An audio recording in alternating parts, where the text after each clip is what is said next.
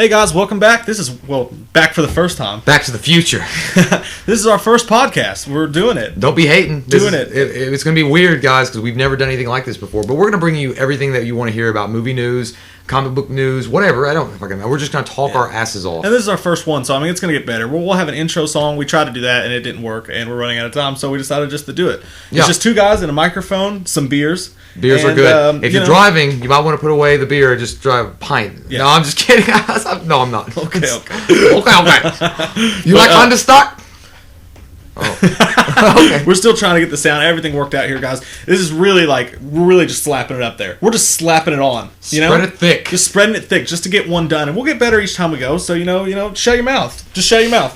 But I'm not said anything yet. Okay, so let's talk about movie news. Let's do movie news first. Okay, so this came in really quick. I'm going to talk about it. I know you have feelings on it. An interview was done with Nicolas Cage about a possible Ghost Rider 3. Okay? Are you following me? Yeah. A Ghost Rider 3. I was drinking tasty, delicious brew. But I'm saying it's funny because it's Spirit of Vengeance sequel. Okay, that's fucking stupid. But yeah, Nicolas Cage basically said that it is very possible that a Ghost Rider 3 would happen, but he would not be a part of it. And the author of the article went on to say that as long as Nicolas Cage...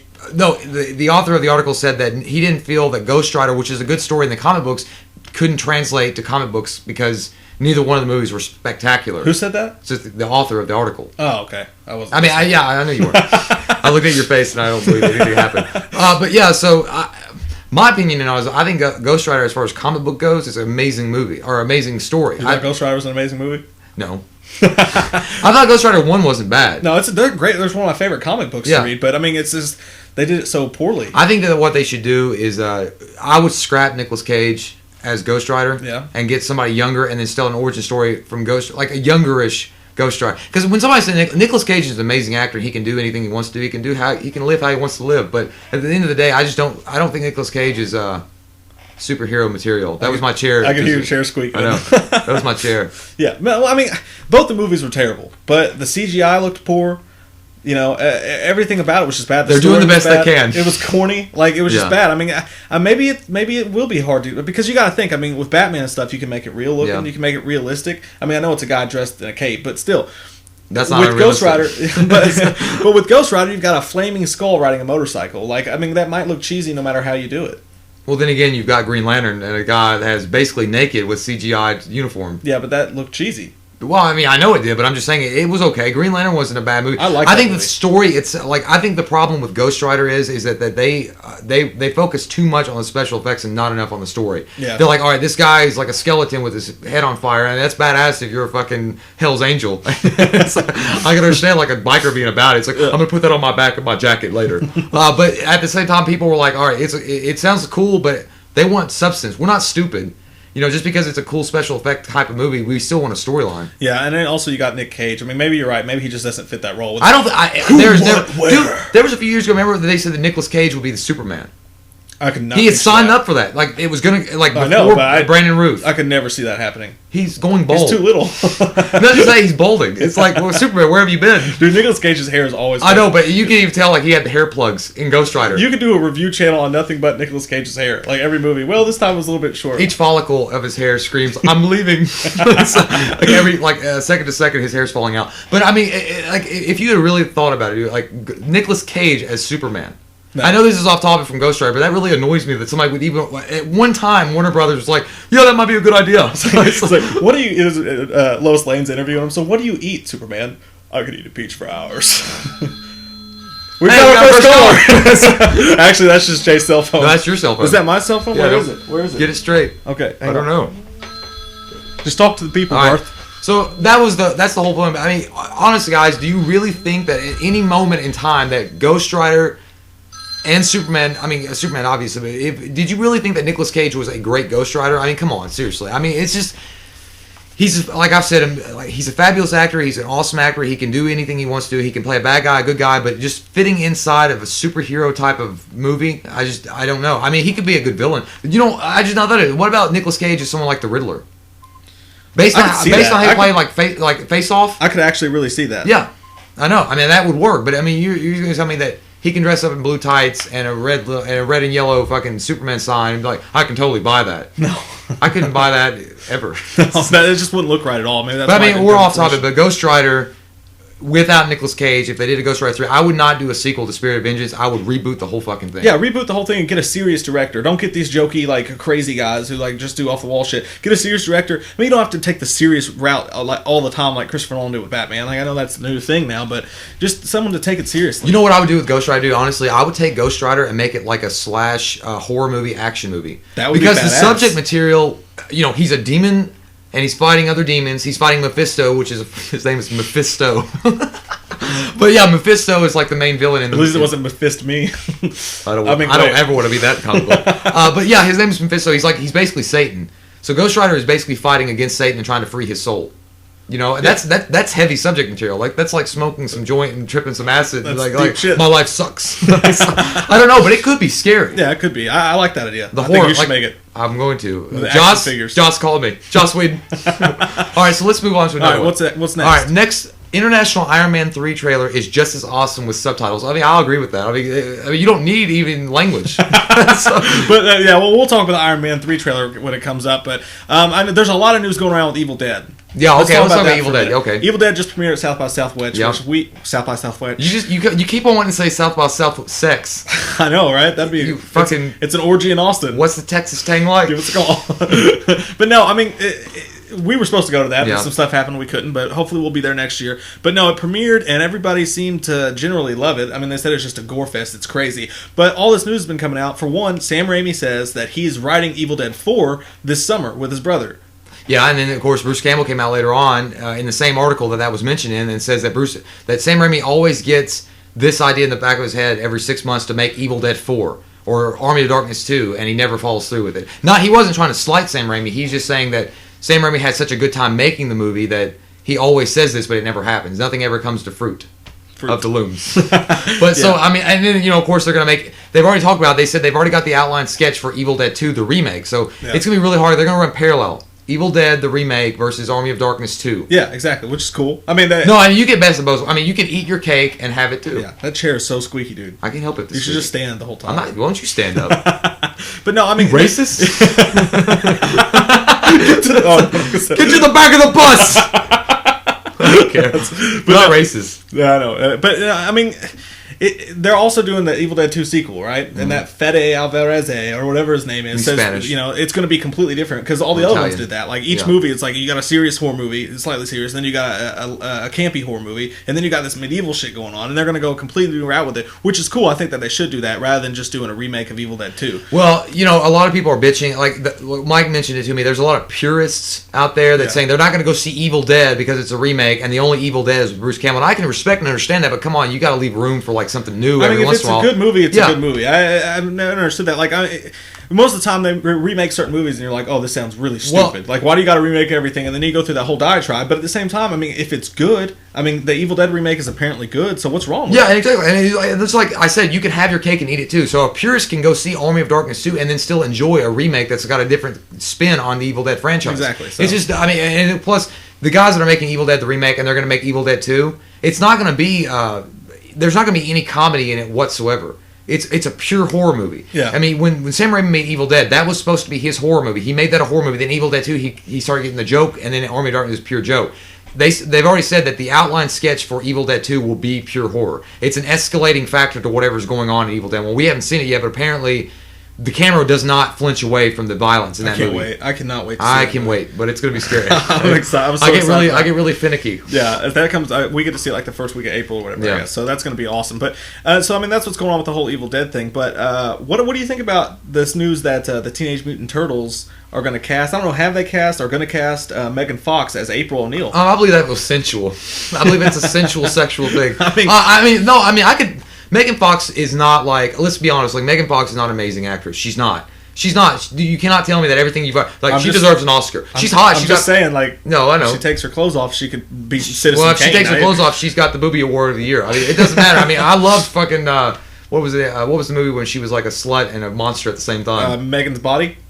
Is it Megan? Jennifer's Body. Her name's Megan. It's a sequel. But yeah, Jennifer's Body was sexual and hot. But, she's a slut and an alien monster thing. That was cool. But let's be honest, she really can't act that well. I mean, she can act decent. But how much acting does April O'Neil That's my point. require? That's why she fits in this role perfectly. Yeah. I mean, is there, like, Cameron Diaz or fucking... Sally Fields never played April O'Neil. I mean, it's not like a huge fucking... People are going to show up for it. Really? You want Cameron Diaz? Yo, she's amazing. I hate her giant mouth. But no, well, you hate that giant mouth? Yeah, I do. I wouldn't even want it. Really? Around my... You don't want giant mouths around your mouth. Your dick. My dick. My erection selection. Let's go put my dick up in you. All right. Yeah. So, yeah. All right. I'm not saying Cameron Diaz. All right. Say Sally Fields or, I don't know, another bitch that could act. Fucking Meg Ryan. It's like, those two, they're not like lining up for April O'Neil. I mean, it would be cooler if Jennifer Lawrence did it. Yeah. Then you got hot and good actress. Yeah. Well, I mean, Megan Fox, though, if they dyed her hair blonde. I mean, I just want to see that. So, yep. And she you can just wear, convinced me. Yes, and she can wear a yellow rain slicker the entire time and nothing else underneath. And later on, be like, it's like, I like it. My sword just got sharp. As soon as she buttons Raphael's like, damn it! I know. He would run to the store and go, damn! But no, I mean... And then Donatello would pop out the store like, let's go for it!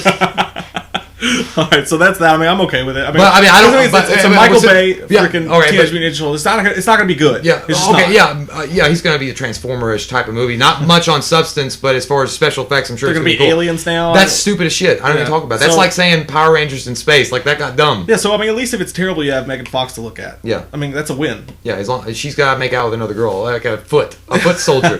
She's got to be a girl foot soldier. All right, so that moving off of that. What else are we going to talk about? Oh, I know what we'll talk about. We've already had Mike and I have discussed this multiple times. The Justice League movie and how this movie could measure to the success of the Avengers and what they can do to make sure that happens. Yeah, well, I mean, and then this is another news story, I guess. I mean, even though it's a little bit old, we'll still say it. Latino Review came out and said... Latino Review.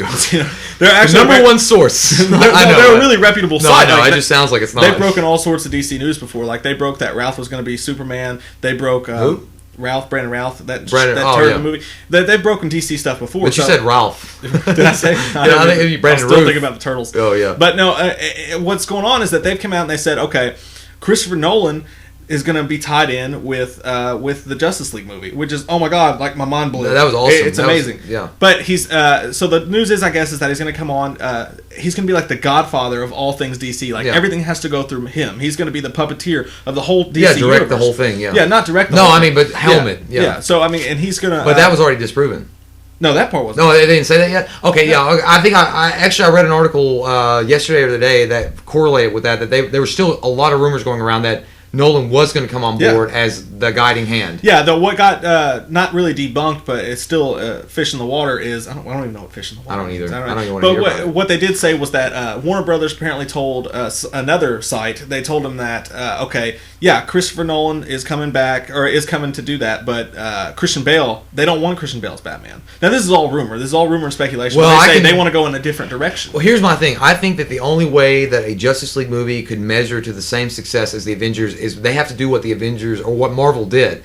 They took their time and built up each one. Now, if you got Batman, which comes out in 2017, the reboot supposedly, that they're going to remake Batman again in 2017, you can't necessarily rush a Batman into a Justice League movie unless you're going to springboard from Justice League into a Batman movie. Because I'm not saying, all right, Superman, Man of Steel that's coming out this summer, that is make or break for DC. Yeah, and that makes or breaks the whole thing. And if they were smart, they would add elements of the Justice League movie in that movie somewhere. Like, at the end of Iron Man, they had Nick Fury after the credits. Yeah. They got to add something in to tie it around. I mean, I get that. I mean, they can't completely replicate what Marvel did. All right, what would you do if no Man of Steel was coming out this summer, and instead of this summer what was coming out was Justice League?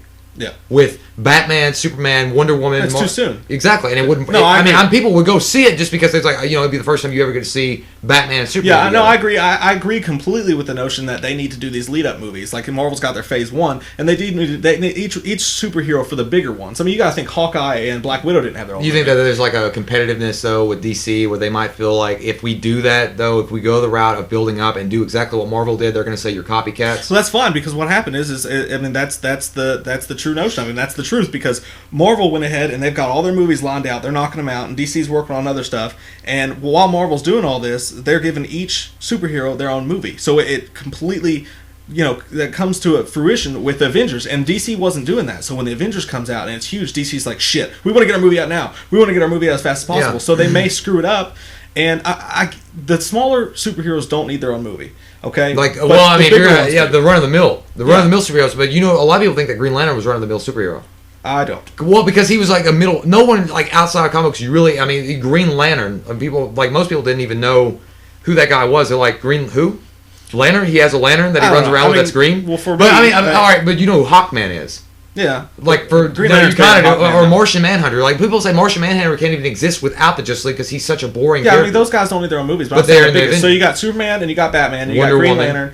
Does Wonder Woman need her own movie? She's part of the big three. If you got to look at DC overall, if you got to say DC to a person that doesn't even read comic books anymore, they're gonna know Superman. They're gonna know Batman. They're probably gonna know Wonder Woman. Yeah. If you say Green Lantern to like somebody who hadn't read comic books in 40 years, I think Green Lantern's bigger than you're giving him credit for. I think he's a great character. I think he's awesome, but at the same time, I don't think we can pull that back to Marvel and Ghost Rider. Yeah. Ghost Rider's kind of a middle run kind of character. Like most people, unless you love like the violent stuff, you're not gonna. And I guess it worked with. I mean, I know it's different, but I guess it worked in a way with X-Men. I mean, they didn't have. Cyclops didn't have his own movie. Wolverine does now, but he didn't have it before X-Men started. Well, Wolverine was always the most popular of all the X-Men. Yeah, I guess you could. It just all depends on what they want to do. But I mean, basically, would you rather see a Justice League movie, or would you rather see a World's Finest with just Superman and Batman teaming up? Oh, just Superman and Batman. That's what I would go. I mean, those are the ones I really care about. And I'm not like people have gotten on our videos before when we do Batman stuff, and they're like, "You guys are just pop culture dorks. You don't really care about." You guys Batman. have no idea. I've read comic books since I was like 10 years old. Jay has. I haven't. Maybe I am a popcorn. God, you like popcorn? This is burr. No, I love Batman and Superman, and I have read comics, but I'm not like superly versed on them. But you have. No, and I'll be honest with you right now. I was always, and I don't know everything about DC. Okay, I don't. Captain Atom, like there's a guy named Captain Atom, and people like that. I don't know everything about them because I'm more of a Marvel fan. I have read Marvel like almost all my life, but at the same time, there's certain characters you can look at and hear about and say they're not going to work on screen for DC. I don't think Green Lantern. I don't think it was a bad movie. I know it got a huge everybody hates Ryan Reynolds the way he portrayed Green Lantern. They think that the storyline was dumb. I personally liked it. I thought it was an okay movie. I thought the CG outfit and like some of the special effects were bad, and like the special effects when they were in space and stuff. I thought some of those were bad, but the movie I thought was okay. I enjoyed it. I thought it was a fun movie. But I will agree with somebody that said a long time ago. They said that the Hal Jordan that Ryan Reynolds played didn't fit with the Hal Jordan from the comic books, and it didn't. It fit more with the Kyle guy, which is the younger Green Lantern. Because the younger Green Lantern that comes on later is more of a jokey kind of. Yeah. And Hal Jordan he does joke, but it's more of a serious tone, and Ryan Reynolds more was a jokey kind of. Look at my power. Reynolds. I know, but I'm saying that he might have been miscast. He's going to be Highlander. That's really He's going to be Deadpool. I love. He's perfect for Deadpool. Deadpool's perfect. I mean, he's dead on Deadpool. They screwed him up in that movie. Oh God, let's not even talk about that. But okay, so moving on. We'll save in the same vein. So like the main. We got to throw the news in there for this. But I mean, the other part of the Justice League thing is that Zack Snyder is coming on to direct it. Possibly, this is all rumor. There you go. But Zack Snyder, I mean, I'm down for that. Christopher Nolan, Zack Snyder. G6. I do wish. What do you think about them possibly not bringing back Bale though? If they didn't bring him back? Yeah. What did they do? My question would be whether or not they were going to recast the movie or take Joseph Gordon-Levitt and make it a continuation for Dark Knight Rises. No, I'm talking about in Justice League. No, that's what I'm saying. Yeah, well, take the storyline from Rises, where Bale has gone, or Christian Bale's Batman has retired, and then Joseph Gordon-Levitt is going to come on board as the new Batman. Yeah, well, because apparently the idea of the Justice League movie is that Superman goes and gets Batman out of his retirement and says, I'm putting a team together, but here's what I would want. I would want, if you're not going to go with Bale, fine. I think you should. But, I mean, I'm cool with that if you want to try someone else. But I don't think you should go Joseph Gordon-Levitt. I think you should let Joseph Gordon-Levitt come around as Nightwing. Yeah, but then you got to recast Batman. Yeah. But the problem with that is if you have Joseph Gordon-Levitt, but Bruce Wayne has got to be Batman. No, I know, and that's why that was the biggest concern I had with the end of Dark Knight Rises. Yeah. Was Bruce Wayne was no longer Batman. Yeah. That goes hand in fucking hand. I mean, if you're talking like a spin-off of that, whatever, like if you wanted to continue the Dark Knight series, okay, we know him. He's not Batman. The comics have done that before. They've put a guy in place of Bruce Wayne as Batman. Yeah. But if you're going to start the Justice League movies, you're going to start that whole DC Universe stuff out with, Yeah, you go ahead. You're going to start that whole... I had to get you a beer, didn't I? I didn't want to say it on air because I don't want mothers listening. He just pointed and confused me. But no, I mean, if you're going to start this whole new universe out, Bruce Wayne has to be Batman. You just can't start that out with... I'm glad that you see that way. You know what? a lot of people were like okay with Joseph Gordon-Levitt coming on board as Batman, because they ended it with Bale going away. He's a great actor. And Levitt is awesome. The only thing I had an issue with was it's fucking Robin. And you're basically saying Robin can take over as Batman. That's what I think. They should have never thrown that nugget in there. They should have never thrown that at the end of The Dark Knight Rises where she was like, you should go by your first name. Robin. They should have never done that. Do you know what I know we're getting so off topic, guys. I'm sorry, but I will go back to Justice League. But I want to mention this really quick in Dark Knight Rises. What I would have done with the end of Dark Knight Rises or towards the end of it. And it would have been perfect because it would have left a springboard to another movie where they didn't have to do the origin story again, which is... we'll get into the origin shit later. But the Nightfall comic book series, okay?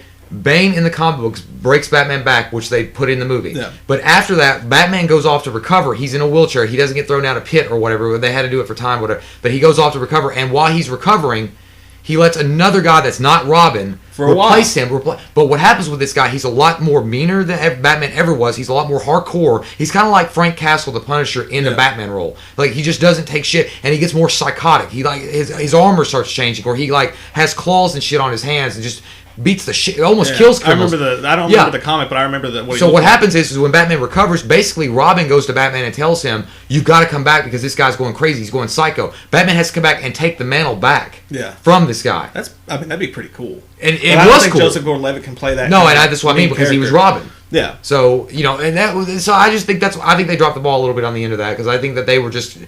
I know what Nolan was trying to do. He was trying to make this cool ending with it, with this big jaw dropper. Yeah. But I think you mentioned the Robin thing. I don't know. Well, it's like we got our good buddy Blake, who will probably be on this podcast at one point or another, made a good point the other night. He said, the more and more I watch The Dark Knight Rises, the more and more I fall out of love with it, because I just see all these things, and I can totally agree with that. I mean, the more and more I watch it, I think, you could have done this. Mike and I almost came to blows after the movie. We were fighting. Like, we were fighting in the car. Like, what the fuck are you talking about? I was like, dude, my main issue with it when I first watched it was I didn't feel like there was enough Batman in it. Like, I agree with that. Like, and the whole thing with Batman, and we had an argument was Alfred. Yeah. Because I didn't think Alfred would do what he did. And you were like, no, it made sense because he this or that. And I was like, I just don't think Alfred would leave because he's always been a part of Bruce Wayne's life. But I don't know, man. I've watched it again recently, and there's parts of it that I overlooked that were really good. But there's also parts that I agree with what my original statements were. I agree with that. That you were kind of right on that. I love the fact that I'd watched Batman or whatever. But you're not a Nolan tard, are you? Not at all. I'm not. And that's the thing. Like Nolan tard. But no, the more and more I watch it, I'm right there with Blake. I like it less and less the more I watch it, because I gave it a 9.0. We went to see it, and it's still a great movie. I mean, you got to think, if we never had The Dark Knight and never had Batman Begins, and this movie just popped out of the water, we'd be like, it's the most amazing Batman ever, and we'd be giving it praise all the time. But because the two movies that succeeded it were so amazing, this movie's going to be judged more harshly. So I mean, I'd still give the movie an 8.0 to an 8.5. Right. My rating has dropped more and more. Oh, mine has too. But but we'll jump back really quick to Justice League, because this was all the tie into that. I didn't want to keep going on a tangent on it, but my point is that you see how crazy the origin stuff and how Batman ended. Yeah. With Nolan's Batman, and that's got to somehow mix up in the Justice League movie they want to make. Especially if he's going to be producing. And if they don't do that, then they've got to retell Batman again. And that was, we talked about that. If you do origin stories in a group, like, the Avengers was so successful because they didn't have to introduce Thor. They didn't have to introduce Captain America or Iron Man. You knew who the fuck they were. Yeah. So that when Thor swoops in and grabs Loki when they're on the helicarrier or on the Quinjet or whatever, you're like, oh, that's Thor. I get it now. I know what's going on. But if they have to go back and tell, oh, Superman's from planet Krypton, and he somehow goes to Earth and he teams up with Flash, who got this amazing powers from chemicals and shit, and then Batman, who watches, it's. We were talking about this earlier. I think comic book movie fans have had enough origin stories for a while. Mm-hmm. I mean, I think it's just rehash it. The Spider-Man, just rehash it. And I will admit that Amazing Spider-Man was a good. It was closer to the comic book. With what's his name? Andrew Garfield. Andrew Garfield. I like the show. Andrew Garfield was a good origin story, but I mean, there was really nothing wrong with the Maguire origin story. No. And they could have easily fixed it. They didn't have to spend 45 minutes talking about it. They could have done flashbacks, like 10, 15-minute flashbacks, and then, all right, let's get into I wonder what action. This new Wolverine's going to be. I wonder how far the story they're going to go. Well, I think what they're going to do is they're going to go from Wolverine, what left at the end of that, and I know that he's going to ancient Japan, and Silver Samurai is the main villain. Yeah. So it's cool. I mean, they might just pick up. There's not going to be. Just completely off the. Yeah, you don't have to, off the freaking radar, dude. How badass would a Wolverine vs. Punisher movie be? I would be like, my dick just got hard. Yeah, I know, right? So, that was my favorite comic book ever. Yeah. Like, I didn't read as much as you did, but my favorite comics ever was that Wolverine vs. Punisher series. That was so cool. I mean, it is kind of unrealistic in itself because Punisher's a human with elite training. Not in that comic book, though. He ended up being a robot. No, he got, well, that I know, but if, that's a robot. Know, yeah. But if it was a straight up fight. Yeah. If the Punisher, see, that's like having all those underground heroes like Daredevil, Spider-Man, which Spider-Man is still an underground. I know he's popular and stuff, but he's not an Avenger. Yeah. He is in the newer comic books, but he's not, in his normal way. But Punisher, Daredevil, Ghost Rider, Wolverine, all those guys interact with each other, and like I like to call them the underground Avengers. Like it would be great to see. Imagine rebooting Ghost Rider, and in a cameo you see Spider-Man swinging across the building. You constantly had Daredevil, Spider-Man, and Punisher teaming up in comic or books. Blade. Right? Yeah. Oh yeah. Yeah, Blade. Total. So I mean, fuck y'all. Motherfuckers always trying to skate uphill. So, but just imagine having all that crossover. Yeah. And having endless stuff that they can do. I know. That's why. And I am so happy that fucking Marvel, like their balls are out, dude. They're fucking swinging it and they're liking it. They're just like, hey, you know what? We're gonna take our chances. We care about our product, and we're gonna take our time, and we're gonna make some badass movies, and we're gonna have crossovers, and they're gonna work because we got Joss Whedon from Firefly. And right now those balls are sitting on the back of DC's head. Yeah, they're like, it's so funny to think that Halo. because Marvel was always like the kid sister. Yeah, they're like, you're a bitch, go so away. and DC was the shit, dude. They had Tim Burton Batman. They had fucking Christopher Reeve Superman. That's the thing with Marvel and DC, man. My favorite superhero of all time is beyond the shadow of a doubt, 110% Batman, with Wolverine coming in second. But Marvel's way better. Wolverine, To me, Marvel's second? He's my second favorite superhero. Okay. But Marvel, I like the whole Marvel universe. And I will say I like, and it's not, I'm not trying to be a Marvel fanboy because DC has good stuff. I've read Infinite Crisis on multiple or whatever it's called. I've read fucking Kingdom Come with DC. I've read Batman Year One. All that shit. I think they're amazing. They're just top heavy, man. You got Batman and Superman. You know what? And DC themselves have even said when they relaunched the DC 52, which was the new 52, they relaunched all their comic books. They said that all the storylines, that the reason why they did it because all the storylines in DC had that point because you're talking about like Batman number 750. They'd all got convoluted and mixed up because all these different plots and shit. They were like, all right, let's just wipe the slate clean and start over. Yeah. And they did, and that's fine. But DC, to me, their superheroes have always been over the top, crazy, awesome, fucking superpower people. Kind of glitzy in a way. Yeah. Like Superman's got these amazing powers. He can't be beaten, and they made him like that. Like he can't die. I mean, he has almost every superpower you can imagine. He's super. Nothing can stop him. So, and Batman's amazing. He can be killed, but mainly it's Superman. And all these characters are just so over the top, worldly, glitzy kind of guys. And I think Marvel is more of a down to earth, gritty kind of fucking superheroes. I just think Marvel has more. And you can relate to them. You can relate to more to Marvel characters than you can to. I can't really see Superman. I can't relate to him because he's a fucking. I mean, I'm not gonna feel. Batman's probably the most. Batman's relatable, the only one. Though. But he's probably of a lot of the superheroes the most relatable. Well, I mean, because he is just a human. Yeah, exactly. And you can't talk about Superman. You can't say somebody. I mean, he's like, oh well, yeah, Superman's an alien from another I've never planet. got that much into Superman, and the reason is because what you just said. Like he's invincible. Like what does he have to? I would never feel sorry for myself in the world. I'd be like, I could do. I want a burger from fucking China. That's why. I don't know why I would go for China. Yeah, but Superman's the most engrossing because I mean, you think the one time Superman was in true danger was the Doomsday. Yeah, and that wasn't even real. You know why? Doomsday Dude was one of my favorite comic books of all time. And Doomsday, I love that. And they basically said the only reason why Superman, quote unquote, was killed was because Superman felt like he should die. Yeah. He had a human mindset, but he really didn't have to die. He only thought he died. Yeah. So he died. It's deep. So he basically said he died. I'm going to die. I'm going to die now. Lois is being a bitch right now, and I just want to get out of this. I'm going to make you feel sorry for me. But yeah, that's another thing. Like if you were Superman, and your woman was like, I would love to see Mars. Like, here, put this helmet on. Let's go. And you went to Mars. Like, you set foot on Mars. So that was what I would do, dude. I would just be like the biggest dickhead of all time. Be like, yeah, maybe 30 more years we're going to go to Mars. And I was like, well, you don't know this shit? This dust? I've already been there, like, yesterday. I've already, got me a pool. It's like, but you can't feel sorry for Superman. You can't really, I mean, I know how they would say you could relate to him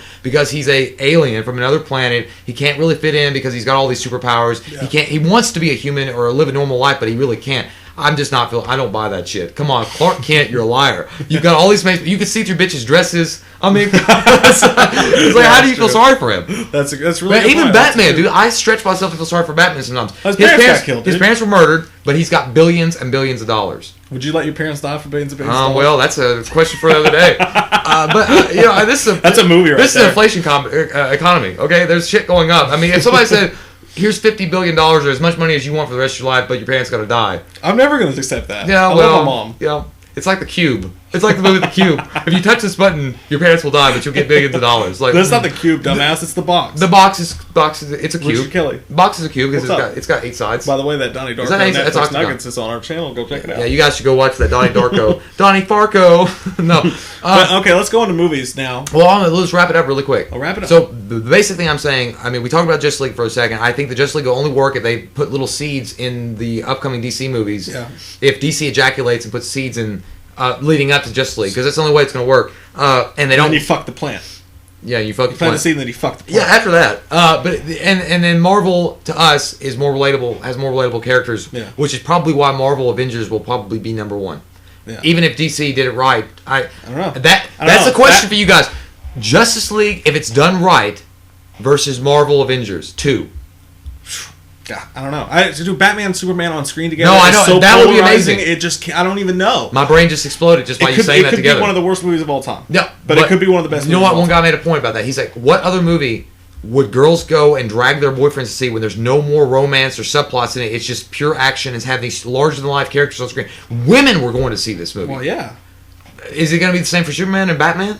Yeah. You think so? It's Superman and Batman, dude. My whole thing, and this is my personal take, I might get railroaded for this, but my by who? Juggernaut. Oh, that's a bad one. Colossus on the other end. Oh, God. Steel skin? The steel duck. Magneto will be like, I will lift it from you. But no, that was dirty. Yeah. But no, the whole thing is that I would accept. You asked me this earlier, and yeah, I would. Me personally, I would rather have just Superman and Batman on screen together, and then I want to see them fight. That's why I'm at. That's my foot. I would rather see Batman Superman versus, and then them team up to fight. I mean, but you say that right away. You're like Superman versus Batman. Batman's going to kick his ass. Not necessarily because Batman knows things. He knows how to fuck. Superman's going to kick his ass. Yeah, Superman's going to kick his ass because I mean everybody knows. Dark Knight Returns. Yeah, exactly. And I mean, Batman's not a stupid fuck. He wasn't born last night. And that's my whole thing. I'll run through this real quick so that we can move on. My whole idea, what I want to happen is scrap all this other shit. You bring back Keaton as Batman. Bring back Keaton as Batman and do the whole storyline for the Dark Knight Returns where he's old and he's beaten down and he has to come back and fight through all these injuries. Keaton's a little bit older. It'd be believable. And then at the end of it, that's when you bring Superman in. You have those two fight each other and you go with that storyline. So that would be larger than life. But you go with that, but what if the only stipulation was you have to bring back Tim Burton for that? Okay. I don't want a corpse bride live. I just don't. I don't but you know what? Joel Schumacher actually. Superman would be. Joel Schumacher actually, after the atrocity that was Batman and Robin, say your prayers. I just said that. After Batman and Robin, because it's so horrible, you don't even mention it. It's like something you say to somebody when you want to fight them. Batman and Robin fight. But you want to, he said that because of that movie was so bad, he would come back and do a Batman Year One. So there was a speculation that he would even do a Dark Knight Rises. I think that he's Joel lost Schumacher all rights. Yeah, but he can direct. I don't care. Phone Booth was amazing. Yeah, but I don't care. He's lost all rights, dude. What if he probably, stay the fuck away? He probably cast Colin Farrell as Batman. The devil. He throws batarang. I missed. I never miss. Yeah. So what's the next bit? Let's talk about. We've done some movie news here. Let's talk about the movies that we saw this week in the theaters. The 2 movies that we saw. I only saw one. Yeah, we saw Dead Man Down together, and we just run through that real quick because we already have a review for it up. That was pretty good. Yeah, right? It wasn't a bad movie. I don't think it was Colin Farrell's greatest movie, and I think they try to be really... I think that Dead Man Down tried to be more clever than it needed to be. Yeah. Because they could have easily told the story the way it was. If they had just thought, all right, we're not going to be like thriller, mystery, and political, and it's going to be weird, you got to follow... It's got to think about it. It's a thinking game. If they didn't have to do that... They try to be all artsy-fartsy with it. Yeah, and it's a bad sign when you see WWE productions. Oh, I know. That came up on the screen, and I was like, this is going to be bad. But shit. They're doing a lot of that shit now. But no, I mean, Colin Farrell's good. Numi Rapace. She's amazingly hot in that Numi movie. Rapace. She was the best of the movie. Numi Rapace. I get her and Rooney Mara all fucked up. No, Numi who? Numi Mara. I mean, fuck it. Numi Rapace. Yeah, the girl with the scar. Yeah, she was amazing. She was awesome. She's the best part of the movie, and it had some good twists in it too. There's some twists. I was like, oh shit, that was pretty cool. But the problem is they start this movie, and this movie starts right in the middle of the damn movie, so you have no idea what's going on. So the first hour of the movie sucked. So by the time they get around to the revenge part of it and the action part of it, it's cool, but you're tired. They do a lot of that. Yeah, they did that reverse kind of storytelling shit where they're gonna like start you like in the middle, and it's a revenge, and then they go to the middle. I think it's basically Death Sentence with Kevin Bacon with American Beauty touch on the butthole. That's what it is. It's just that artsy stupidity that doesn't need. Yeah, what did we give that? Like a 7.5? Yeah, I mean, the movie's good. Yeah, it's just good, but you got to get past that artsy shit. And that's some really cool action scenes. So we just touch on that real quick, just to brisk over it, guys, because I mean we already have that. You guys go to YouTube if you want. Yeah, and that was like last week, pretty much by now. But the only way I wanted to talk about it was just an excuse for me to talk. Really, is all it was. Just want you to know that. I want you to die. But no, Jay couldn't go see it. I took my little girl to see Oz, the Great and Powerful. So I want to talk about that. Don't use your daughter as a shield. You want. But no, it's directed by Sam Raimi, which I didn't know till like recently. You didn't know he directed it? I did a couple weeks ago. I was like, oh shit, now I do want to see it. Yeah. But no, it's James Franco in it. You know what it is. Mila It's a Kunis. prequel to Mila Kunis. It's a prequel to Wizard of Oz. It was pretty good. I mean, it was good. It was just, but I mean, you spent $200 million on this. Was the Ruby slippers in it? No. Then I don't want to fucking see it. They weren't allowed to. Warner Brothers said you can't use the slippers. You can't have the same kind of green complexion as the witch. You can't have any of that shit. She can't even have the mole in the same place, or we'll sue the shit out of you. Did you hear about what Warner Brothers said though? No.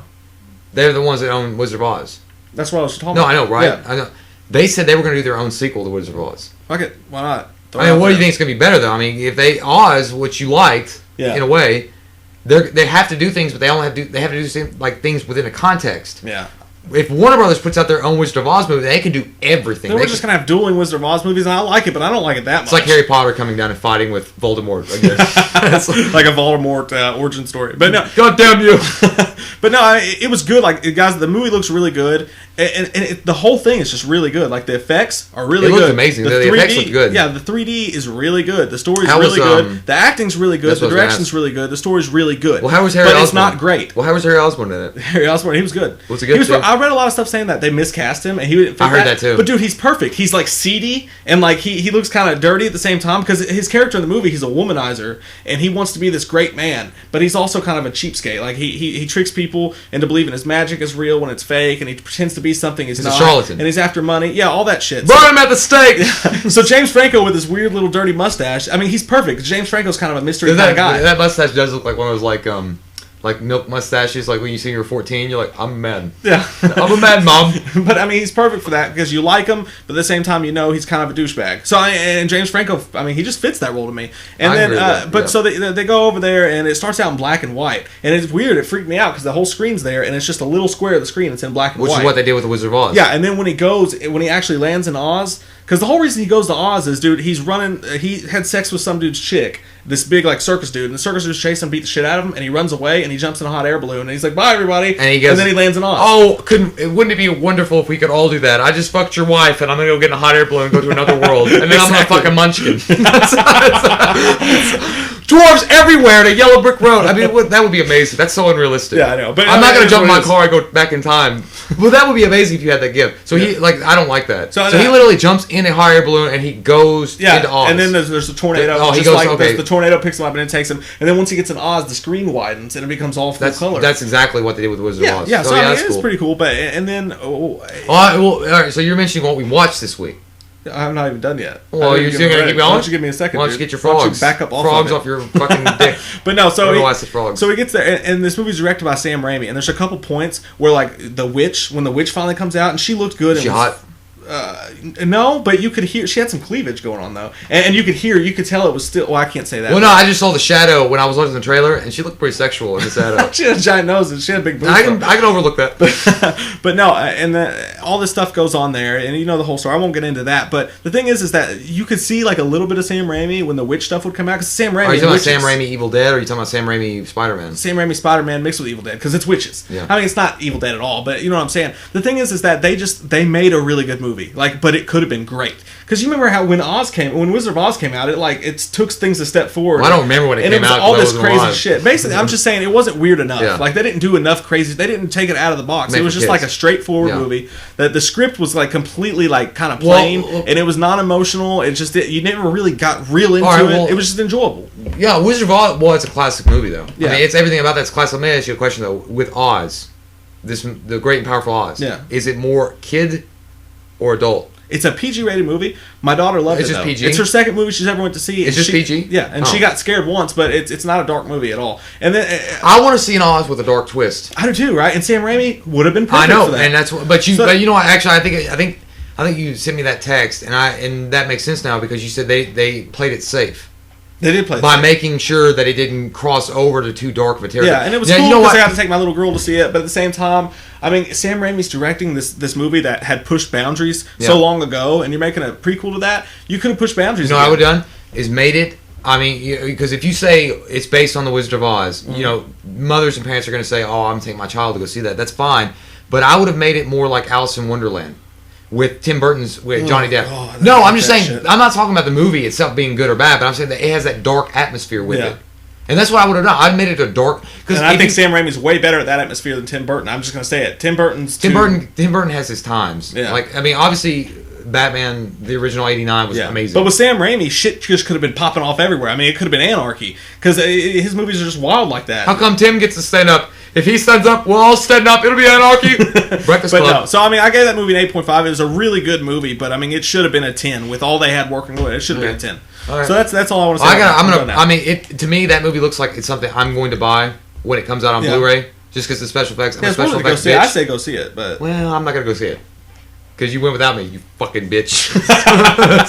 All right, so let's talk about something else. All right, we're talking about movies that we've seen this week. So let's talk about Donnie Darko. We did if you guys know, we did a YouTube video for Donnie Darko. Netflix Nuggets, amazing show. You got to watch that. Oh my god, Netflix Nuggets. I'm not about Darko. I'm talking about Netflix Nuggets. Amazing show. But Donnie Darko. We talked about that briefly. Well, we explained it as much as we could for what we can do. But that movie, we'll talk about it really briefly. Donnie Darko is one of those movies that comes along once every. He's like Anthony Davis from UK. It comes along once every 10 years. That movie to me is so friggin' underrated. Yeah, it's just ridiculous. I mean, I know it's gotten recognition. Yeah. People know it's called classic, but when it came out, it should have been for Academy Award. I'm not saying it should have been for Academy Award. And never in a million years. No, I know, but I'm saying it should have been. Yeah. But at least for script or fucking acting. I mean, it got, like I said this in the review, like, it almost got picked up by stars and straight to TV. Yeah. Simply because nobody would buy it, because everybody's like, this is weird, I don't want to touch it. Yeah, but that's it only made $70,000 in theaters. I mean. And that reminds me, I don't know if you guys have ever seen it. We'll just, because I want you guys, if you guys want to hear the full-on review of Donnie Darko, go there and check it out. But, I just wanted to bring that up because that's something we watched this week, but it also reminds me of another movie that goes like it's pushed under the undercurrent of cinema, and nobody really. The Woodsman with Kevin Bacon. Yeah, I never watched that. You never saw it? No. Oh, dude. But I mean, it's hard to market a movie about a pedophile. No, I know, and you would think that immediately. You're like, oh, I'm not really. It kind of makes me uncomfortable, but it's actually Kevin Bacon's performance of that is so well done. Yeah, and we probably shouldn't talk about Donnie Darko because I actually think this podcast is going to go up before that review does. So, okay. We didn't really talk about much our rating on it, but I mean that's what it is. In Donnie Darko, I mean, if you've never seen that movie, turn us off. Go watch it. Now. You can listen to us while you watch it. I would give you that pass because it's one of the greatest. You might. But so I mean, what else did you watch this week? What else did I watch? I watched your mom do it with your dad. Ew. Well, it was. Oh my god! I'm trying to think what else I watched. Oh, I will mention it wasn't this week or last week. It was a while ago. It's on Netflix. It's called Love. No, it's seriously, and I only watched it because it's got a picture of an astronaut sitting on a bench, and it says time travel and love and shit. I'm like, oh, time travel. I'm down for that. My fucking socks blew off and my ears bled. Were you like the Maxell guy on the cassette tape? Yeah, my head blew off. Yeah, dude, it was that crazy. Like, I thought I tripped like 3 things of acid and like smoked 2 joints and drank 8 beers. What's it supposed to be about? I don't know. I watched it and I even told my wife when I got in bed with her after I was like, I feel really weird. Yeah. I was like, I either want to like kiss you or bang your head into the post. I don't know. It's like, I didn't know where I was, what I was doing. It's so fucking weird. It's one of the weirder. It might be my top 5 weirdest movies of all time. Right. Dude, like, it makes no sense. It's like, there is time travel in a way, but it's kind of mixed with 2001 Space Odyssey with Time Cop with fucking flowers that you see. Every time I think Time Cop, all I can think about is Jean-Claude Van Damme and Tidy Whities. That's the only thing you can think of, though? Yeah, with his mullet. He's got a good body. Yeah. The only thing I can think of, dude, is when he's like... He's like, when she's like, what do you think of not to be nervous? He's like, not swallowing my tongue. I gotta watch that again. Yeah, it's an amazing movie. Is it good? I didn't like it. Time Cop's okay. It's not an amazing movie. It's an okay movie. It's not one of Jean-Claude Van Damme's better movie, but, actually, speaking of Time Cop, now this is completely What would random. you give Love, though? real quick. Oh shit! I'm gonna give that a 2.0. Really, isn't that bad? It's fucking awful. It just doesn't make any sense. It's just, dude. There's no Why rhyme are you or trying to reason. get me to watch it, dude? Because I want your head to be blown like mine. I've never gotten over it. I don't want to sit there and like. I've never gotten over it. I don't even know where I am right now. But yeah, dude, it's one of those movies that will stick with you, and you're gonna try to figure it out, but your fucking brain. It's like that. It's like Terrence. No, it's like Stride commercial. Like when he puts the Stride in his mouth, and then all of a sudden he's in Blackberries, and he's just sitting there with all these big speakers, and you don't know how he got there. It's like that. It's like, how did I get here? I never saw it. Your life just sucks after you watch that movie for a minute. But speaking of Time Cop, I know this is a tangent, but this is a podcast. We can do what we need. Did you know that Jean-Claude Van Damme was going to make... he signed a deal to make 3 Time Cops. And it was supposed to be huge, dude. Like, they were going to make like 3 different Time Cop... With Time Cop 1, Time Cop 2, Time Cop 3. And they're going to be big. They're going to market them and do all this stuff. And he asked for, like... ridiculous, like $70 million to fucking do them. He said that. No, he said he made the mistake because he said I was tied on coke. You know, he's been doing coke and shit. And he said he heard from somebody else that one of the other actors that he knew was getting a ton of money. So he asked for $70 million. They're like, go fuck yourself. And then they hung up the phone. That's his career went downhill. That's it. That's the start of it all. Start of the downfall. Yeah, well, him doing coke was the start of it all. I think I heard somewhere, like I don't know about this, but I heard on a radio show like years ago that he like got high on coke and crashed into like a hotel or something crazy like that. Yeah, I could see that happening. And then of course the whole thing was Steven Seagal versus Van Damme. So the hotel manager comes and is like, "What the hell, man?" He roundhouse somebody's like, "Ee." Yeah, if you guys ever noticed, like Van Damme always makes the same sound. He goes, "Yeah," like when he gets, like whatever he does, like he could be picking up a soda can, go, "Yeah." And of course, you talk about Van Damme versus Seagal. That was always a big news in the 90s. That's a whole story. And apparently, what happened? They were at Stallone's house. Yeah. And Sylvester Stallone and him were getting into it, and apparently it was Van Damme that said, "Go outside." No, not Stallone. That was Seagal. No, Seagal. Yeah, you said Stallone. No, you said Stallone. No, let me explain it. Stallone's was having a party, which I was invited to. I just chose not to go. Right. But Stallone was having a party. Steven Seagal was at that party, and Van Damme.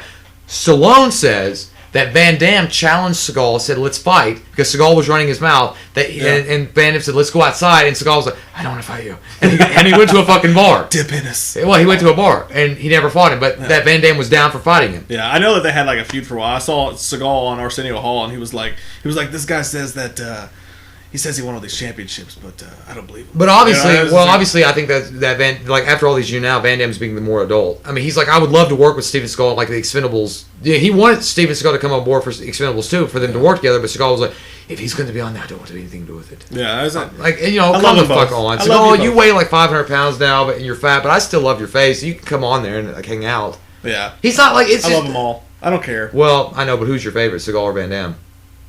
Seagal when I was a kid, but now that Van Damme's you gotta have number one. Yep, you can't have your cake and eat it. Movie Van Damme. I'm gonna go with Seagal. It would have been Seagal when I was a kid, but I just love Seagal because Seagal could whoop your ass with his hands. He can slap you in the face. He's a badass fighter. What's your favorite Seagal movie? My favorite is Mark for Death. My favorite Seagal, well, that might be mine, but I love Under Siege too. I like Mark for Death, Under Siege, and Glimmerman are the best. Glimmerman's it's the best of the best. And he be gone, and you be dead. Hello, Dentos. What's your favorite Van Damme? My favorite Van Damme movie? Bloodsport. Bloodsport is amazing. Bloodsport movie. #1, Kickboxer #2, and Double Team #3. Get the fuck out of here, Chicago Bulls. I don't know. Double Impact. That's not a bad movie. Yeah. I like Bloodsport. Bloodsport, Kickboxer, Lionheart are my favorite 3. I've never seen Lionheart, man. What? I think it's coming to Netflix like next month. We'll have to do it. No, you gotta wait till fucking Netflix. We'll have to give it a nugget. Hard Target's good too. Oh, Hard Target's badass. I love that movie. That just replaced Double Impact as my #3. But no, okay, so we gotta move. Where the hell did we go? That was a tangent. I know. This might be because it's an ADD podcast. By the way, we both have ADD. Mm-hmm. Mike's got ADD. I've got ADHD. So it's fucking crazy. Yeah, I was diagnosed though.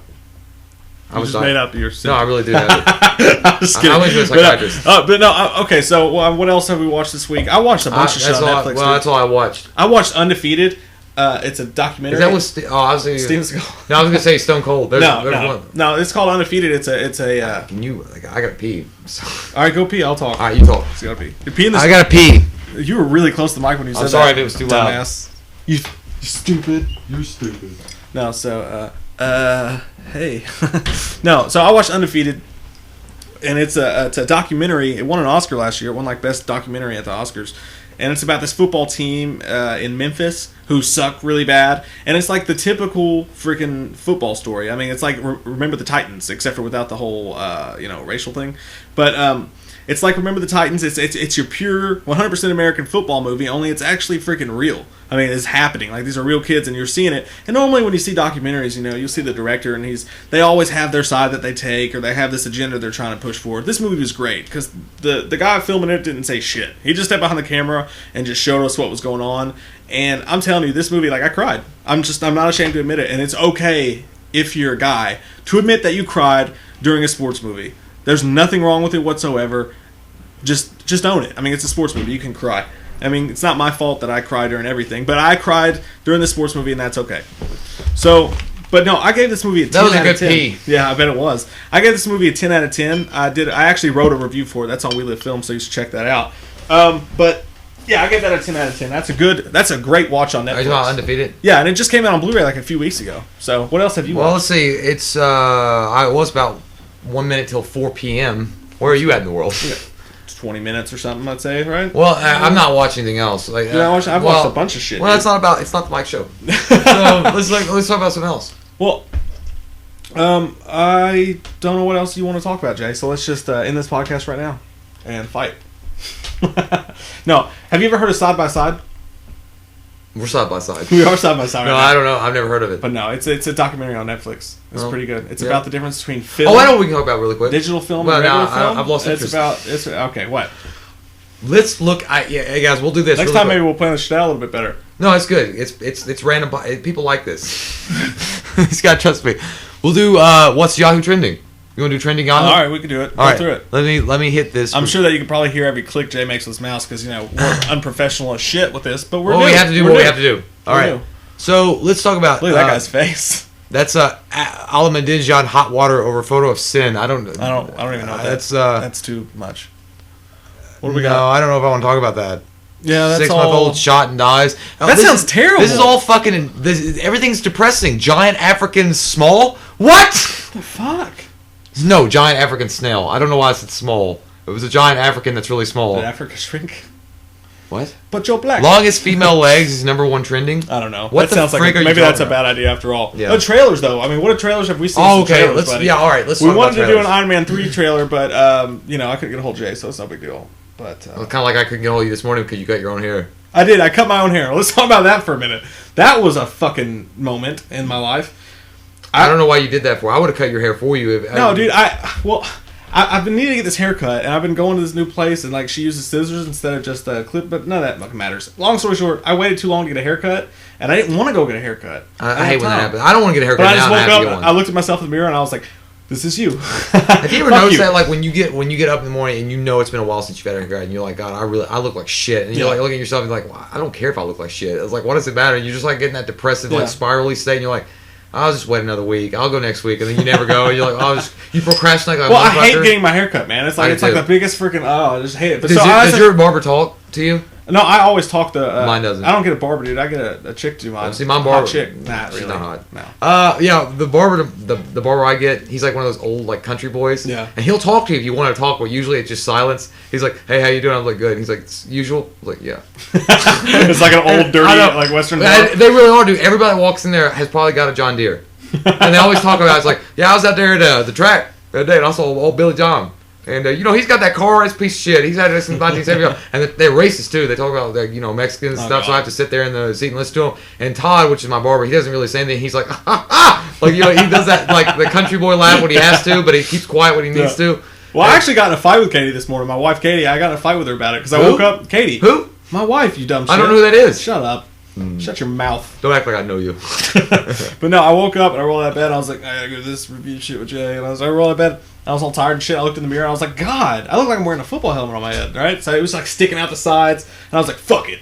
I'm a man. I'm gonna do it myself. So I ran out the clippers and I was like, hey, honey. I was waking her up because she had to get up anyway. I was like, can you help me cut my hair? And she's like, no, you don't need to do that shit. You need to go to the salon. Last time you fucked it up, it rolled over, and I was like, well, fuck it then. She told you to go to the salon? Yeah. That's the most manly thing I've ever heard. Shut up, dude. Go to the salon. I've only been going for a little while, but it's whatever. So you saw how that turned out. But I was like, well, fuck it then. You don't do shit for me. Yeah. I got a fight with her. I slammed the door, and I was like, I could do this myself. So I brought out the clippers, right? and I just went to town on it. You sound like a tattoo artist. I can do it myself. I went to town on it, and oh my god, it's just shit. Well, I eventually had to go outside and be like, honey, could you please help me like fix this shit? Well, you told me in the texting, you're like, I had a mini crisis. I thought you'd shaved your fucking head. I thought you like fucked your hair up really bad. No, I was close to it, man. I was really close to shaving it because I didn't think it could. Now I wanted you to come over, and I wanted to see. Now I feel like I look like Hitler. I've just got like one patch of hair on my head. It's not that bad. Thank you. Why you gotta say Hitler? Man. No, I mean, why you say Hitler? I mean, you just made yourself look like no, because it was like high and tight. Because I only had one like clipper guard, so I had to use a 2 and like shave it all the way to the top. It kind of looks like you're a plastic doll, and your face is too big for your hair. No, I'm just kidding. You look like Stretch Armstrong. Only not strong. I wouldn't have thought Stretch Armstrong. No, it looks fine. It's normal. I don't want to compliment your hair though. It's weird. It's okay. Put curls. I need it right now. I feel like my self-esteem's low, but really, yeah. You want to get a girl to suck your wiener? Well, yeah. Right now? No. Wait. What? What? I don't know what we're talking Things about. Things just got weird. But yeah, I mean, honestly. Anyway, yeah. But, damn it! I didn't want to have to edit this. Well, that's part. And now you said "girls suck your wiener," and we said other things too. All right, let's talk about trailers because we talk about a tangent on your hair. Yeah, and wieners and dicks. It's important. All right, I will say one of the scariest fucking trailers that I've seen recently. Yeah. We went to see Dead Men Down. Yeah. And it was a fucking Conjuring. Yeah. It was scary as hell. If you've seen the Conjuring trailer, you know. It's obviously a failed advertisement for the clapper. It's just a happy ghost. Well, they wanted to make the clapper. They told him if you're happy and you know it.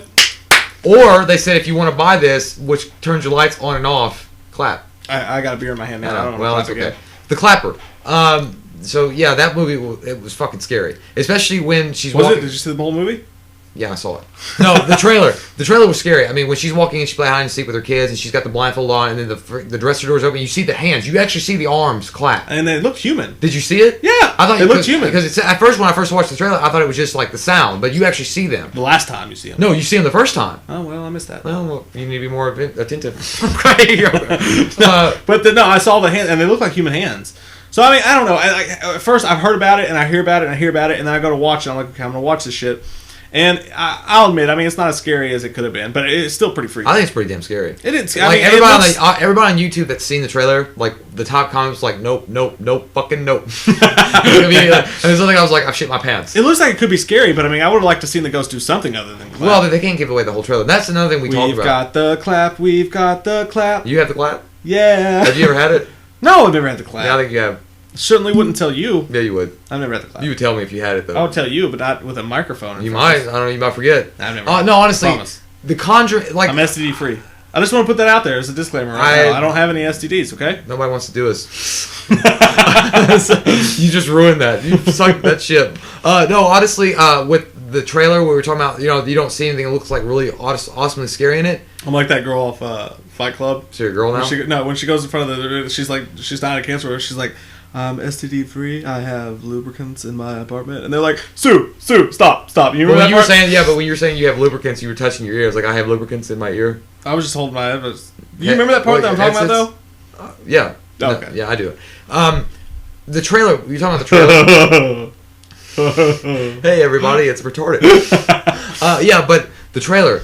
You said that it didn't look scary necessarily for you. It looks scary. It looks scary, but not as scary. But we talked about that. Well, I hope you did. But we talked about that before, like how they reveal like a lot in trailers and they give you too much. Yeah. So maybe they're learning not to give away so much. So the best parts you can save for. I can go with that. Because I mean, when you watch like Iron Man 3, you already like the trailer for Iron Man 3 is amazing. Yeah. But they might be the very best parts of the movie. Oh god, that looked amazing. Let's talk about that now. All right. Iron Man 3 is amazing. Yeah, that's all we have to say. No, seriously, that was freaking amazing. Dude, I love it how they're going like dark with it, but not too dark because it's still Robert Downey Jr. I mean, he's still be joking and shit. But oh my god, dude, I've never seen a trailer like the thing with all those action scenes. And the thing with Iron Man 3, and I'd already heard about it from Robert Downey Jr. is giving various interviews that he's dealing with the PTSD of the Avengers. Mm-hmm. He's got this post-traumatic stress syndrome after he had all the events going on with the Avengers because he realizes that there's people out there more powerful than him. There's creatures and things going on that's more powerful. And so he lives inside this suit now. He wants to constantly upgrade and build it. He gets obsessed. Yeah. And he can't sleep at night. And he's just, his whole focus is making sure that, Pepper or Gwyneth Paltrow is safe, the world's safe, because he has to make these more and more powerful suits. So he's just fucked up. Yeah. He's fucked up. And then you got Ben Kingsley coming as fucking Mandarin. That's amazing. Ben Kingsley, I love Ben Kingsley. Can I just say something real quick? I'm probably going to get... Yeah, I don't want to hear you. People are going to probably hate this, but when I heard Ben Kingsley's coming on to do the villain for Iron Man, I'm like, holy shit, that sounds amazing. Yeah. Right? When I saw the trailer, I was not that impressed with how he looked or sounded. Well, they didn't give him the biggest part. The biggest part, I think, of the trailer was to focus in on how much trouble... Yeah, he just looks like a dirty bum. Well, he is a dirty bum. Is that what Mandarin looks like? I've never seen him in the comic books. I never read. No, the Mandarin in the comic books is like he's like an ancient warlord type of sorcerer. Like he's got this green cloak, and I mean I haven't read Iron Man comic books in a long time, but from what I remember, he's got 10 rings of power, and they're all each have power. So he's like a sorcerer. And he's got a long, but he looks like he looks like a. The trailer still looks freaking amazing. I think Ben Kingsley's an amazing actor. I do too. So I think Ben Kingsley could totally pull off the role of Mandarin. And actually, when Iron Man first came out, everybody was wondering if they were going to have Mandarin in it. That was the first, because Mandarin to Iron Man is a lot like a Joker to Batman. Yeah, they're like that's always been Tony Stark's main villain. What I wonder is, because this was always an essential part of the Iron Man comics or later on, is if they were going to do a Iron Man Tony Stark alcohol edition. Addiction. The thing about his alcohol. Yeah, when he was addicted. I would love to see there was one scene. They touched on it. Yeah, they did, but they didn't get to the point where the comics were. In the comics, they had it like Tony Stark would get drunk all the time. He'd literally be in the armor and he would fly around drunk and crash. And the Avengers had to get involved. They did the whole thing with the party though. Remember at his party when he freaked out? But this time he was actually trying to help people. Like he was actually doing his superhero gig while drunk. Yeah. And the Avengers. I would love to see them get really into that. But dude, there's a small chance that Robert Downey Jr. won't be back after this one. He had to come out and actually say, like, I read an article and it was like Robert Downey Jr. says they leave the door open for him to come back, and I was like, whoa, when the fuck was that ever even in question? But here the thing is though, he's going to be back for the Avengers because they've already signed a 3-year deal. There's a contract there. He can't leave that. Yeah, and I'm sure he will make more because he loves his character. It's perfect for Robert Downey Jr. And that's the thing. They asked him. They said, would you ever give up this character? He's like, why on earth would I ever give up a character that I relate this much to? He owes everything to Iron Man's success. He loves and Robert Downey Jr. and Tony Stark are so compatible as far as their character. He would never give it up. Yeah. You can say, well, Michael Keaton gave up Batman, Val Kilmer and all those guys. But this is so... Robert Downey Jr. and him are so alike. It's just... Yeah. Yeah, they really are, man. Robert Downey Jr. is fucking Tony Stark. I would hate... that's one of those movies I would be like... That's one movie, even though I give other people shit for this, if they try to remake Iron Man with another Iron Man, that's the one movie I would be like, I'm a purist or whatever. I would be like, I hate that. Yeah, that would be it. Here's the thing. Marvel's already said they've got 3 phases, or at least 3 phases that they're going to do with. I'm sure it's going to culminate in Avengers 3. Can we say Infinity Gauntlet? Maybe. I don't know. God. I want to see X-Men Onslaught. That's what I think. Oh, yeah, that'd be cool too, but that'd be later, and that would have to mix in with X-Men, which would be cool to see. You got X-Men versus the Avengers. Yeah, but Civil War. Civil War would be the best. So much shit, dude. And I was telling you this the other day. I'm going to tell you this now. Hold on, let me tell you while I was finishing. Well, just go ahead then. The Iron Man series. It's not the J Show. Well, I know, but I said that first. But Phase 3. So I mean, Robert Downey Jr. is at least going to be back for the Avengers 3. Right. So that's like until like 2018. Yeah. So I'm sure he's locked up for a while. He's like LeBron. He's locked in the contract. He can't get out of it. LeBron sucks, man. Shut your Kobe Kobe mouth. Bryant. Kobe Bryant. Shut up. You love that Kobe. I don't love no Kobe. Get that Black Mamba up in you. You like that James up in you. Nah, LeBron can't do King shit. James. I could beat LeBron. I'll let you suck that down. All right. So what are you I was taking a big swig. That's why I said suck that down, just so you know. Suck it down. Suck it down, big man. All right. What were you saying? No, I was talking about...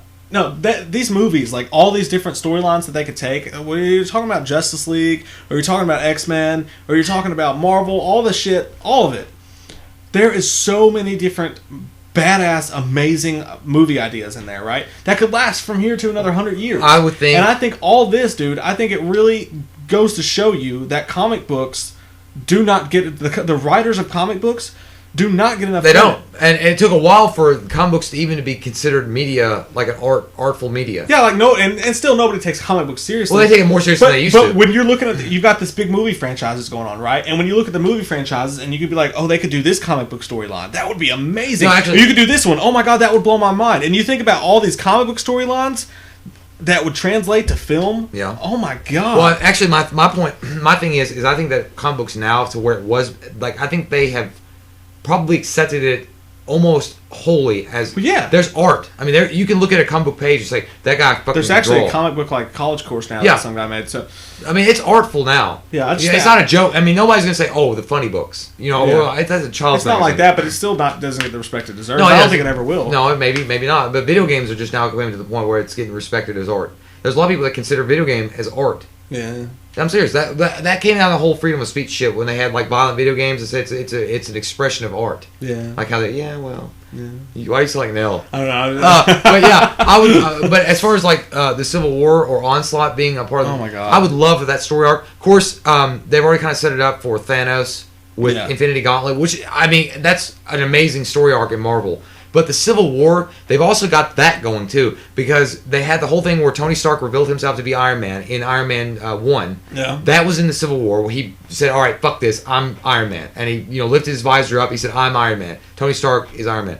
Then they brought in the Stone Girl for Nick Fury, his second in command. And in the Civil War comic book, she takes over when Nick Fury goes to ground because the whole Civil War Registration Act. Do you remember? At the end of Avengers, and they're all cheering for the Avengers, but then there's the one guy's like, "Who's to blame for this? Who can we hold responsible for all this destruction?" Yeah, that is the beginnings of Civil War, because that was the whole point of superhero registration. Because they were like, these guys are just flying off the handle, going to save the world, but they're using their superpowers and blowing up buildings. Who are we going to hold responsible? We can't hold the government responsible because they're not responsible. We can't hold these guys responsible because they just show up to do whatever and they leave. Yeah. So I think the Civil War. Imagine Iron Man versus Captain America. Iron Man's followers versus Captain America followers. Dude, it's gonna get real. It's gonna get. There'd be broken beer bottles and fucking fanboy titties just flying everywhere. But no, I mean, so what else are we gonna talk about? I'm enjoying myself right now, extremely. You're getting a little saucy. I'm on like beer 4, and I'm feeling good, and I want to talk more to the people. So what are we gonna talk about? I think we're just about done, aren't we? No, I'll talk about one more. We'll talk about one more thing. I watched other shit, but you didn't watch it. Why? Let the silence be your answer. All right. Well, what's something? All right. Here's a question. Should they? And I know this is sticking with comic book movies, but they're so popular.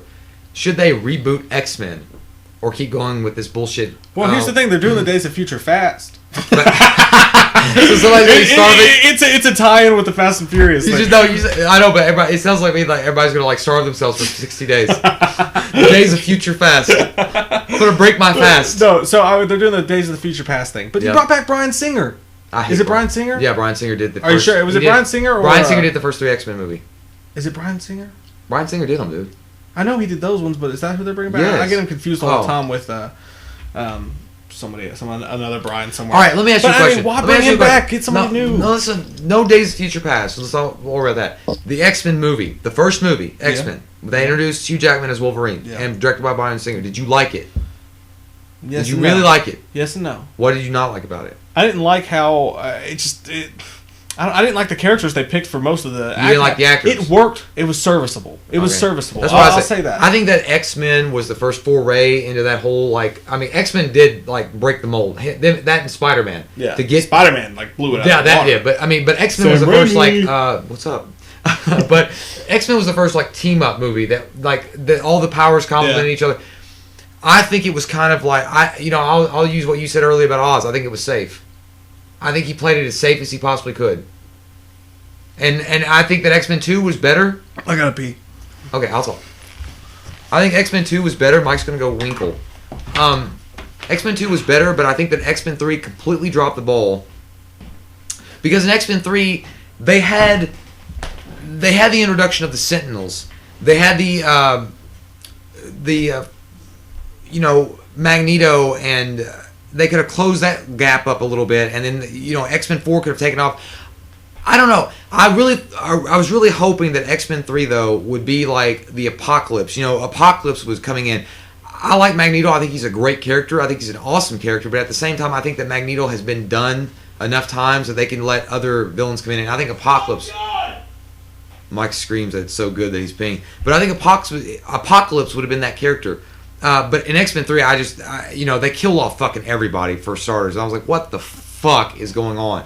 You got Professor X dying. You got friggin' Cyclops dying. You got Jean Grey, which is a psycho hose bitch. I understand that's going on, but at the same time, I'm like, She didn't kill Cyclops. Like, I don't get that. X-Men 3 was totally my favorite X-Men movie. You are so stupid. I know. People hate that fucking movie. I don't know why. I loved it. Dude, they killed off everybody. I know! And it had nothing to do with the that was never a part of the comic. You know what that was? Okay. That was so vain of fucking Bryan Singer to try to kill off every character. Just like, nobody can follow me now. I'll give you that they shouldn't. What? They should. That's what he did. He dropped the mic. It's like, who can follow me? No, that's what he did. Did he do the Eminem and 8 Mile? Yeah, he did that. He did that exact thing. But no, I agree that maybe you shouldn't kill off everybody. But that movie had so many events in it. I loved it. The action sequences were fine. The special effects were cool. But I'm just saying, where on earth did you write the script like it's okay to kill Professor X and Cyclops? I know. Dark Phoenix, which is the storyline they were going for, never did that. Yeah, I mean, they had the flashes of the Sentinels. Here's the thing, though: if X-Men 1 and 2 had the shit in it that it should have had in it, and it fulfilled you enough, you wouldn't have been so mad when they killed everybody off in 3. No, I did, because he was wanting to end it and he was wanting it to be done. But that never, and that would have been okay. But you're mad because you're like, there's so much more. No, dude, because that'd be like saying. No, my problem is that because the X-Men were established characters, that'd be like killing Spider-Man off at the end of 3. They probably should have killed Spider-Man. No, I'm just saying, but that'd be like Spider-Man sacrificing himself for Mary Jane. Yeah, no, like that's stupid. Like, that never happened. But Spider-Man 3, I mean, that was a turd movie. I'm not saying no, but I'm just saying Spider-Man and Spider-Man 2 were so damn great. They were just so damn great. You know why I think Spider-Man 3 sucked so bad was because Sam Raimi had a lot of pressure on him to put Venom in it. And he didn't want. He even said in an interview post Spider-Man 2, he did not want Venom in Spider-Man 3. Well, that's fine, but here's the thing: but the studio came down on his head and said, "You got to put Venom." So he gets fucking Topher Grace. I know. That's what I'm saying. Like, whose idea was it to put Topher Grace? That had to be his idea. That had to be Sam Raimi's. Oh my god! Like, seriously, Colin Farrell's Bullseye is a better. Where's Ashton Kutcher? I mean. Anybody? I mean, dude, Topher fucking Grace as Venom. That was one of the biggest comic book movie disappointments, and that killed it. I mean, that killed that franchise right there where it stood. That was done. Well, and the franchise didn't. Yeah, but in the comic books, when Spider-Man went evil and he went to the Black Spider-Man, he never did that. It was cool. Yeah, it was cool. Yeah. But in this movie, he turns into an emo guy who likes to dance. I mean, it was what? He's like walking around like Christopher Walken, dancing to like whatever. I just think, and I love Sam Raimi. Sam Raimi is my second favorite director behind David Fincher. But it's that movie was so disappointing. I think they could have done a lot better with that. I'll tell you what I would do. And I know we were talking about X-Men. And the first thing I would do, I'll say, I think they should reboot X-Men. That's what I think. That's my opinion. They should reboot X-Men, and instead of having Magneto, which is obvious because it's an origin, if you're going to do Origin again, but briefly touch on Origin. Not introduce Magneto until the second film, but the first film have fucking Apocalypse. That main villain, dude, as your bad guy. He is such a... Dude, he doesn't care about mutants or humans. He only cares about the strong survive. That's all he wants to do. He's such a bad guy, like a bad person, like a bad mutant. Bad. Let me ask you this though. Yeah, but my point was I think they should do Spider-Man 2, Amazing Spider-Man, because you can't go back and reboot it now. But if they did Amazing, they should introduce Carnage and make it fucking dark. Because Carnage is fucking dark and scary. I cannot wait for the films to somehow find a way to bring out Carnage. He is so dark, dude. He's dark. He's black. No, but but he really. I mean, he's a black character. Yeah. He's like the yang of your yin. He's red, really, but whatever. But he's black. His black. So you're white. No, I know what you mean. I know, racist, I know, but no, Spider-Man 2 I think is one of the best superhero movies of all time. Yeah, it is. It's amazing. It's up there. Yeah. So, I mean, I always will say Masters of the Universe, but what are we arguing about? Masters of the Universe. So what were you going to say? I forgot. Well, that's why you don't drink. No, I mean, no, that's what I was going to say. Who could possibly play Wolverine other than Hugh Jackman, though? I mean, if you're going to reboot it, is there anybody other than Hugh Jackman? Yep. Who? He even has the hair. Nope, I got it. Now you made me lose my train of thought. Well, who was the guy in Terminator 4? Christian Bale's in that. No. Sam Worthington? Sam Worthington. Shut the fuck up. I swear to God. No way, dude. Yes. He doesn't even have hair. Yeah, he does. He could grow hair. Well, he's got curly hair. But he could grow it. Could you fit that? Dude, that's Wolverine that's with a curly wig. hair? That's like, they could fix that. Like, No, I think dude. Sam Worthington too. You know who actually was going to go up for the role of Wolverine? Who? You didn't know this? Russell Crowe. Russell Crowe. He would work. Russell Crowe was going to be in the first X-Men movie as Wolverine. I would do Russell Crowe. And he passed it. You would do it? I'd go with him. I'd do it and go with him. But, Russell Crowe was going to be Wolverine. Yeah. And what about Gerard Butler? I can see it. He's kind of short. Yeah, but I mean, Wolverine is too. He is really short. I don't know. I like Sam Worthington, though. I know you don't like him, but I do. I like Sam Worthington a lot. What has he been in that's good? I just touched I like Terminator Terminator 4. I did like Terminator Salvation. That movie sucked. No, it was you thought it sucked. Give me another. Dude, you thought Wolverine sucked. Wolverine did suck. It did not suck as bad as Wolverine you made Origins sucked. Dude, there was a lot. What did you hate about it? What did you hate about it? Dude, it was terrible. What did you hate? Okay, for starters. Okay. When he comes out of the freaking pit, he's like, "Whoa!" That was just him unleashing. Yeah, and then he's like, the guy's like, I think he heard you. And he was like, "Whoa!" Like, and then when his wife dies, dude, he's like. I mean, they literally had a moment where he screamed at the sky and was like, no! Yeah, exactly. But they did the same thing with Superman. And then he jumps onto a helicopter and takes down Wolverine, a helicopter. But that movie was Wolverine Unleashed. Because Wolverine was always Weapon X Unleashed. Like, that was no X-Men Cyclops. The way it was shot sucked, dude. The way it was shot sucked. When Cotton Weary was like, as Sabretooth was throwing his like arms back, and he was like, ah. I mean, I could nitpick and pick little scenes out that I thought sucked. No, but overall, the story sucked. They brought in, I mean, as an idea, if you told me this is the movie we're going to make, I said, that sounds like mind-blowingly badass as a story. Yeah. Because you bring in the Blob, dude. You bring in Deadpool. You're bringing in freaking Gambit. Gambit is one of the coolest X-Men of all time. Yeah. And they ruined every single one. I don't think that Gambit was well done at all. And I think the Blob sucked.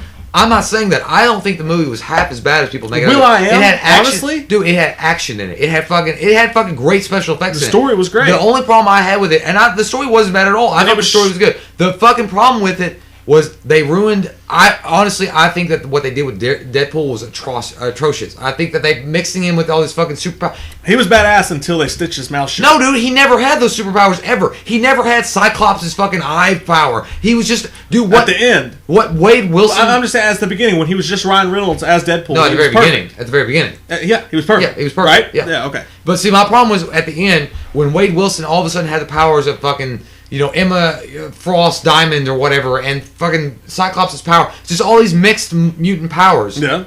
And mouth sewn shut. That wasn't even Deadpool anymore. What Deadpool essentially is he has the healing factor of Wolverine. Yeah. But because of what they did to him in experiments and another Weapon X project, he went crazy. Yeah. That's who he is. Yeah. That's it. No, they fucked up Deadpool at the end. And if they had left it, and his face is scarred up. They fucked him up when they did the surgery on him to combine, Wolverine's healing factor, and when he saw his face, he went mad. He went crazy. But they left it as comic books. Wade Wilson was dying of cancer. He volunteered for this Weapon X program so that he could save himself. Yeah. And that's what I'm saying. Like, Deadpool deserves his own movie. And that's what will happen. And Gambit deserves his own movie. I don't know if Gambit does. No, Gambit's amazing. Mon-Ami. Back down, Mon-Ami. We've done this dance way too much. I like Gambit a lot, but I don't think Gambit. I don't like him that much. I like him a lot. I think Gambit should have been the X-Men movies. I think he should have been Ocean's 11. He should have just blown up people's faces with his cards. But no, I mean, I think that Gambit would have worked a lot in X-Men 2. Because Rogue and her, whether or not she should be there, but they didn't. X-Men was one of my favorite comics. Did you let me ask you a question about it. I just don't think that they've done a good job with justice yet. You think they did a good job with Beast in X-Men 3? I think, both times they did Beast, I think he was good. Frazier? He's alright. Yeah, I think he was good in that, and he was good in First Class, as when Nicholas Hoult played him. Yeah, I mean, a lot of people didn't like First Class. I mean, there was a lot. Well, it's kind of mixed. I think it got good reviews. It was different. Yeah, it was good. It had good reviews, but a lot of people, fans, didn't know how to react. I just don't see how you make an X-Men movie and don't include Wolverine. That's all. He was in it for a second. But that one guy said that Michael Fassbender's Magneto, badass. Yeah, well, they said what Origins did was, and I will say this: Bryan Singer did not want and they made a joke about an X-Men. They were like, "What would you rather prefer, yellow spandex?" Because you know how they had all their different costumes.